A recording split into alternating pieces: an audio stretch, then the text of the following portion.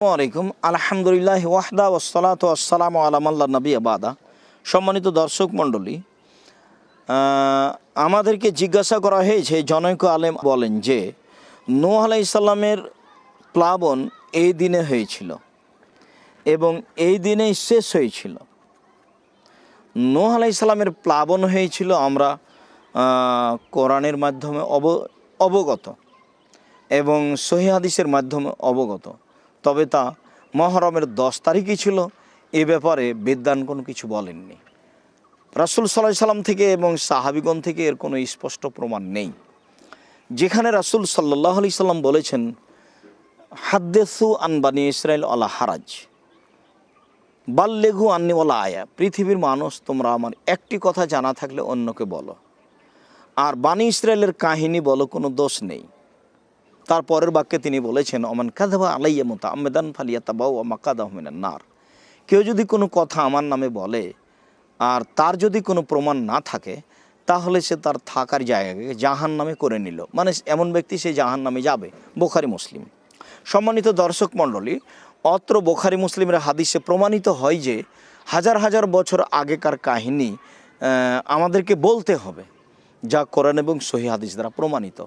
যেমন আমরা কুরবানির ব্যাপারে আদম আলাইহিস সালামের 2 ছেলের কাহিনী আপনাদের সামনে পেশ করে থাকি, যে আদম আলাইহিস সালামের 2 ছেলে আল্লাহর দরবারে কুরবানি পেশ করেছিল। একজন পেশ করেছিল দুম্বা, আর একজন পেশ করেছিল কিছু গম। কাবিলের গম কবুল হয়নি আর হাবিলের দুম্বা কবুল হয়েছিল। তাহলে একবারে প্রথম যুগের কাহিনীও কোরআন মাজিদে রয়েছে।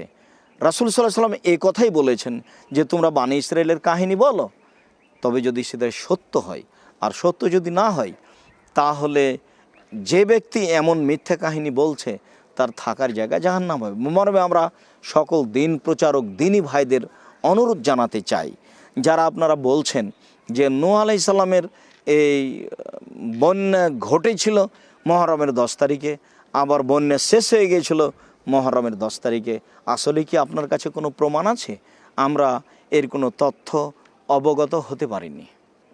যদি সত্যি আপনার কাছে কোনো তথ্য থাকে তাহলে জাতির সামনে পেশ করুন, অন্যথায় জাতিকে বলুন যে এটা ভুল হয়েছে, আল্লাহ তুমি আমাদের মাফ করো। আমরা আপনাদেরকে ভুল স্বীকার করার জন্য অনুরোধ জানাচ্ছি।